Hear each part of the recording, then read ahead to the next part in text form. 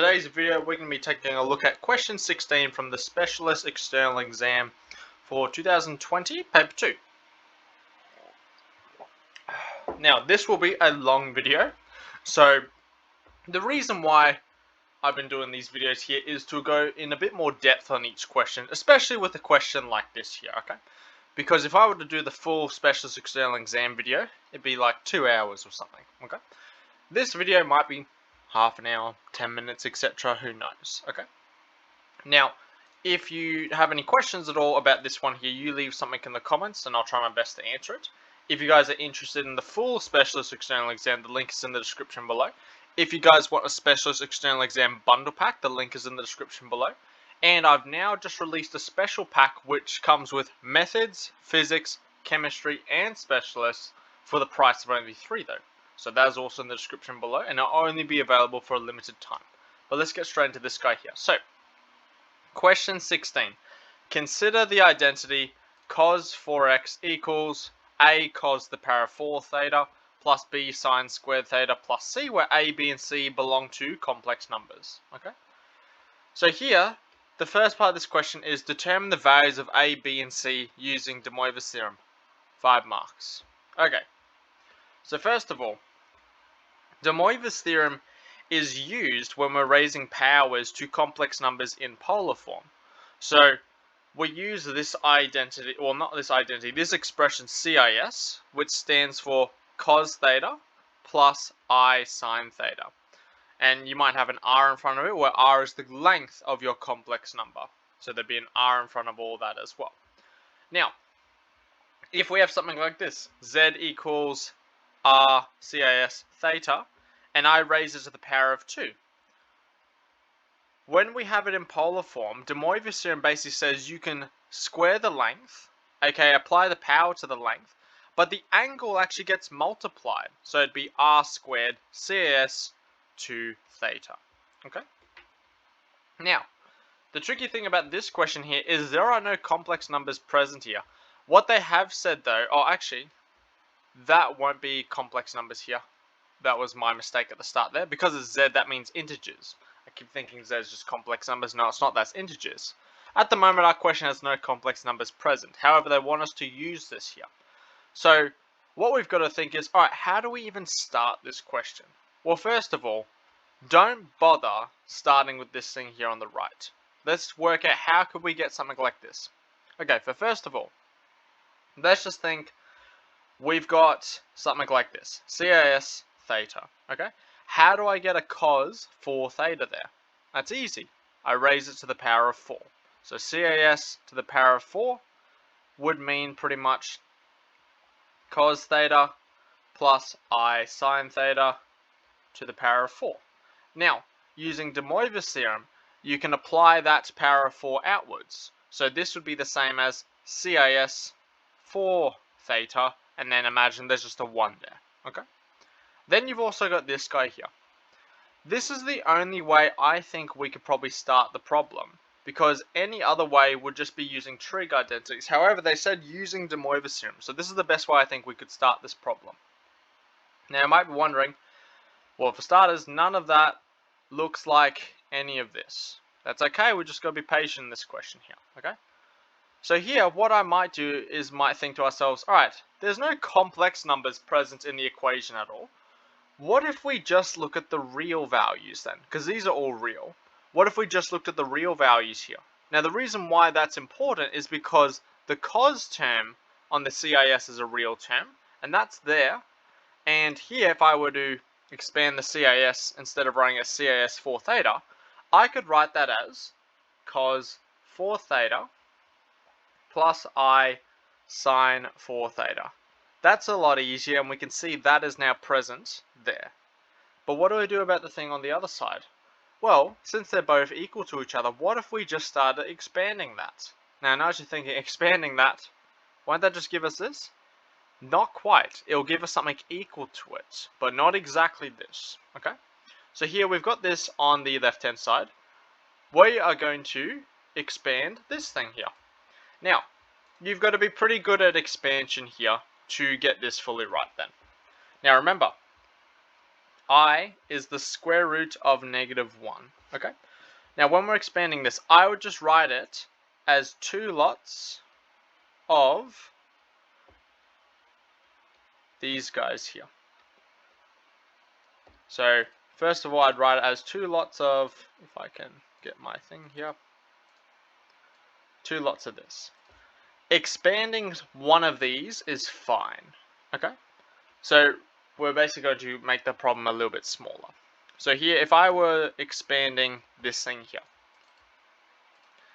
that's the same as it times itself just once. So cos theta plus I sine theta times by itself cos theta plus I sine theta.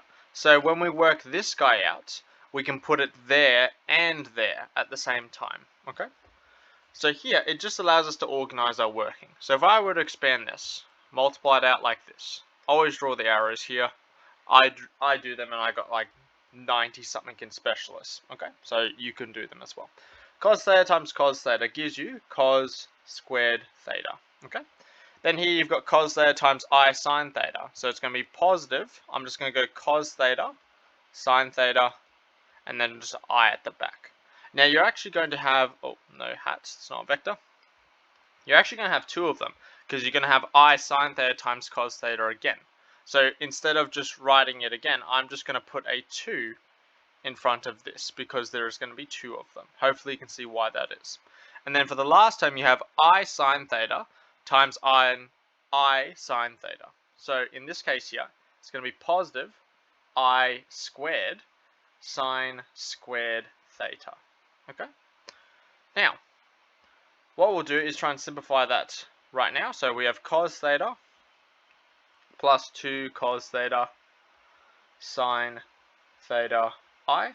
And then here I squared is -1 because I is the square root of -1. So it's negative sine squared theta. Okay? Hopefully you can see where I've gotten that from. I'm going to rub this out now because I'm going to run out of room otherwise. Okay? So if you need any of the information, rewind the video. Now I've got this. That is 1 lot of this. So I'm actually multiplying by 2 lots. So what I'm going to do is copy and paste this because I'm on a computer and you guys probably have pen and paper. That's funny. Okay. Move that there. Now we've got to expand this. Easier said than done. So here what I'm going to do is I'm going to do each term individually. So I'm going to multiply this thing by each of these guys here and just write it below. So cos squared times cos squared gives you a cos to the power of 4.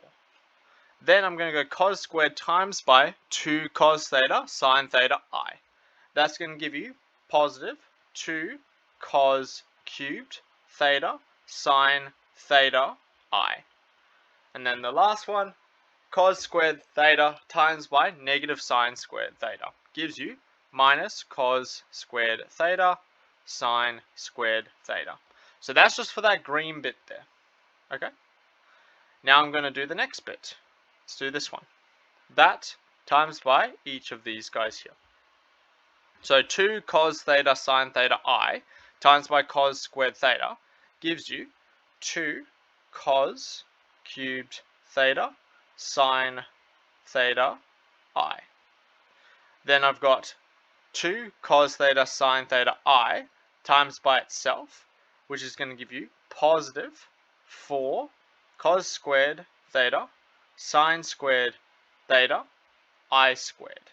We will simplify that I squared shortly. Then you've got 2 cos theta sine theta I times by negative sine squared theta, which gives us minus 2 cos theta sine power of 3 theta I. Okay? That is the entire pink bit done now. Now, mind you, this would be faster in an exam. The reason why I'm taking my time with this is because I'm recording it and trying to explain it to you guys. In an exam, this would be a lot faster. But I wouldn't want to go much faster than this, okay? Even if you're really good at your math, because there's a lot of working going on here. Next of all, negative sine squared times by each of those terms there. So you're going to have negative sine squared theta cos squared theta. Then you're going to have negative sine squared theta times by 2 cos theta sine theta I. So it's going to be minus 2 cos squared, oh no, that's not a squared, that's why we're taking our time with it, negative 2 cos theta sine cubed theta I. Just double check my working there. Yep, we're all good. And then the final one, negative sine squared theta times by itself is positive sine 4 theta, which is that bit in the blue.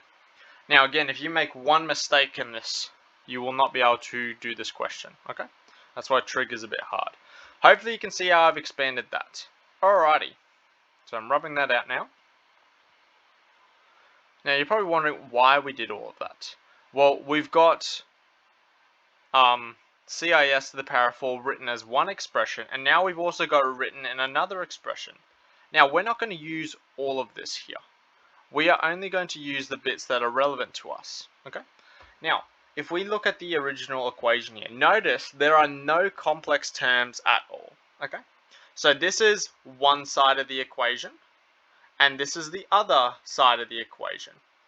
We just want to look at the real terms, okay? We don't care about the complex terms. Now, first of all, we've got to convert everything to real and complex terms if they aren't already. So the only thing I can notice straight away is any I squareds at all present. So here, that would turn into negative. So I'm going to turn that to a negative. And I'm going to get rid of that. The other thing I would look out for, is there anything else there? Nope, we seem to be all in the clear. Okay, cool. So now I've got the left-hand side, which is the red bit, and the right-hand side, which is this bit here. I'm just going to equate the real terms. So this is equal to that, minus that, minus that, minus that, plus that. Those are the only real terms, okay? This will make it a lot easier now. Well, to be fair, there's nothing easy about this question. Just take your time with it. Okay. So now we've got this. Cos 4 theta is equal to cos, oh, we've kind of butchered that,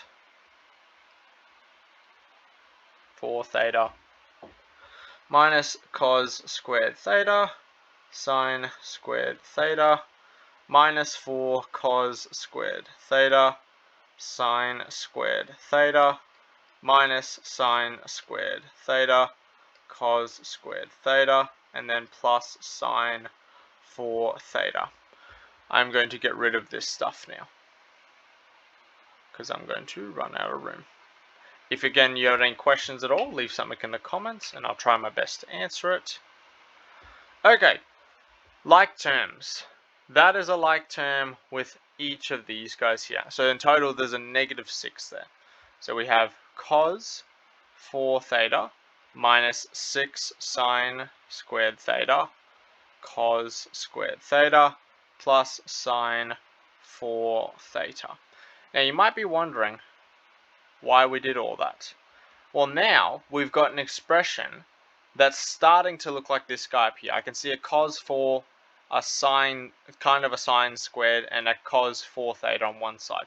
Now we've just got to make it look like this guy here. So we have a cos 4, which is that guy and that guy. We need to somehow get a sine squared thing and a constant here now. So, easier said than done. We may need some trig identities now. So, they said use, quote unquote, de Moivre's theorem to solve it. However, you are not limited to just de Moivre's theorem. You may use, that's question B, we'll look at that soon. You may use trig identities as well in this question. So what I'll do is I'll get them from this OneNote here. Now, we're not going to use a lot of trig identities, but they may be helpful to us here. So hopefully you can see me just copy and paste it onto this Word doc. Now I've got to make it a bit smaller. Okay, cool. So straight away, my eyes are looking at this one and maybe some of these guys here, okay? Realistically, I'm not really looking too much down here because I don't want 2 thetas at all. I just want single thetas. So now I've got to think to myself, all right, how do I get this thing to look like this thing up here?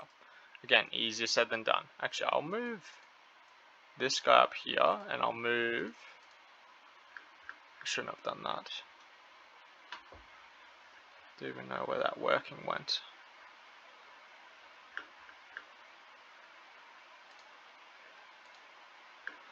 Oh, I see, that didn't even copy. Alright, let's try that again. And yes, I am doing this whole video in one take, so you can see how realistically someone would think about it as well. Okay, I want this. I've got that. So something I'm noticing is, alright, what could I factor out there? Okay, now, I could factor out a sine squared. However, that wouldn't help us necessarily. Because if I factored out a sine squared, I'd have -6. And if, well, actually, I wouldn't be able to factor out a sine squared because I've got that -6 there. If that was a coefficient of 1, that would be easy. But if I want to factor out the sine squared, I'd have to leave the -6 inside like this. And here, I wouldn't be able to use a trig identity even if I factored that guy out, which isn't really what I want there. What I'm thinking more so is when we're here is, okay, how do I get rid of maybe this cos squared then? And then I think, okay, I've got this guy here.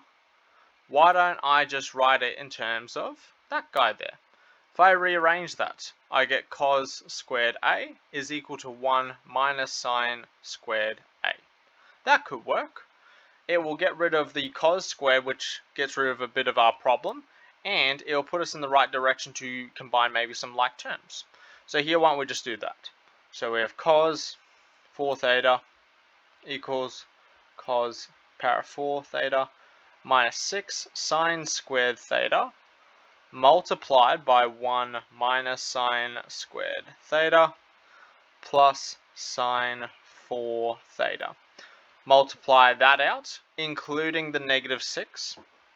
So we have cos 4 theta equal cos 4 theta. Then here you'll get -6 sine squared theta plus 6 sine 4 theta plus sine 4 theta. Now I know what you're thinking, we just made it a whole lot worse. Well, no we didn't. We now have a single sine squared term by itself, which we didn't have before. We don't have the cos squared now. And we also got some like terms here. It's not like we created a brand new term. So I'm going to move that to the side here. Remember, all of these ones here is more so about trying it. If it helps your case, stick with it. And if it doesn't, then get rid of it then. Okay? So, what I'll do is get rid of these highlights. We can see that those two are like terms, so I'll add them together. So I've got cos 4 theta equal cos power 4 theta minus 6 sine squared theta plus 7 sine power of 4 theta. Now when we've got a situation like this, we've got to ask ourselves, what can I do and what should I do? So what I can do is use identities for all of these guys here. What I should do is I should try and keep things that look similar to the identity the same. So the only thing I'm probably going to start changing is maybe this guy. And you might be thinking, how can we do that? There's no 4's here. Well, think of it like this. Sine to the power of 4 is just sine squared all squared. And you might be thinking, oh, that doesn't help us at all. Well, maybe not at first, but we could use this identity perhaps in there. And you might be thinking, oh, we just got rid of the cos squared, why do you want to put it back in? Well, it won't be a cos squared anymore.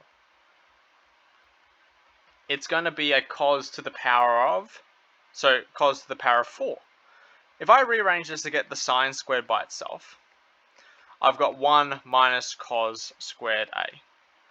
So the only reason I'm considering this is it will allow us to start breaking up this term here, and it won't actually add any problems because when we square it, we're going to have a cos to the power of 4, which we can add with this guy here. Because remember, we don't know what A is. A is the coefficient in there. Okay? Alright. What I'm going to do is actually make another page. There we go. So I'm going to replace this in there. So this is what I have so far now. Cos 4 theta equal cos power of 4 minus 6 sine squared theta plus 7, 1 minus cos squared theta, all to the power of 2. Now here, I can start expanding that bracket if I wanted to then. So in this situation here, if I were to multiply that out, we'd have cos 4 theta, cos power of 4, minus 6 sine squared theta, got 7, and then here if I were to expand that, that would give us 2 lots, so I'll just show you how to expand it down here actually. This times by itself,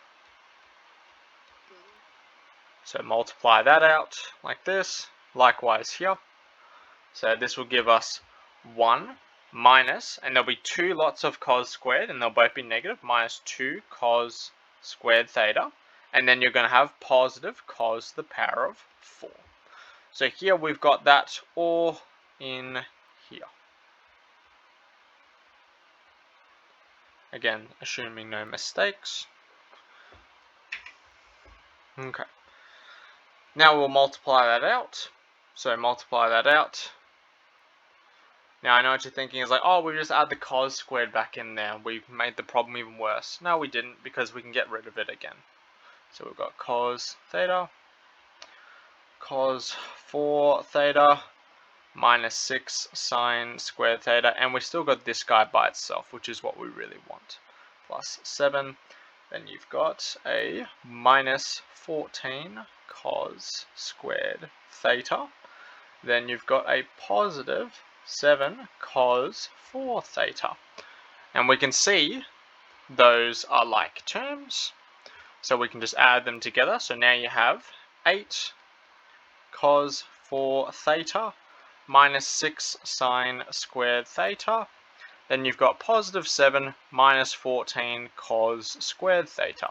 Now again, in our expression, we have cos 4, cos to the power of 4, a sine squared, and a constant. We have all three of those, except we have a cos squared now. So we might as well get rid of it using this identity one last time. So here, if we chuck that into there, we'll have this cos 4 theta equals 8 cos 4 theta minus 6 sine squared theta plus 7 minus 14 times by 1 minus sine squared theta. Let's get rid of that guy now. Obviously show all this working. It's a lot for 5 marks, but it is 5 marks. Multiply this out. So we have cos 4 theta equals 8 cos power of 4 theta minus 6 sine squared theta plus 7. Then it's going to give you minus 14. Then it's going to go positive 14 sine squared theta. Now we can see that that and that are like terms. So when we add them together, we're going to have this. Cos 4 theta equals 8 cos power of 4. Negative 6 plus 14, I believe, is going to give you positive 8. Just doing some mental math. Yep. Sine squared theta. And then here 17 minus 14 is negative 7. Alrighty, let's see if that matches the same structure. Again, if we've made a single mistake, we're going to have to start it all again. But I have faith in us. What do I mean us? It's just me doing this. But anyway, you guys are just watching. Move this out of the way. If I get it wrong, I'm just going to restart the video anyway. Okay, so let's check here. So here, let's just check off each of the terms. So do we have this? Yes, we do. Do we have one of these? Yes, we do. Do we have one of these? Yes, we do. And do we have a constant? Yes, we do. So in this case here, A is 8, B is also 8, and C is negative 7 in this case here. Alright. Was that a hard question? Yeah, I would say it's a hard question, because it's more so thinking how to start it. So the big thing that you've got to do in this question here is you've got to use this. If you go straight to the trig identities, you will not get that far, okay? Because you can be there for hours, okay? They've given that for a reason. Now, the question's not finished, so we might as well go down to the last bit of the question, which is B. Now, that's the easiest one to do compared to all this. Let's just move this guy down here. Okay. B.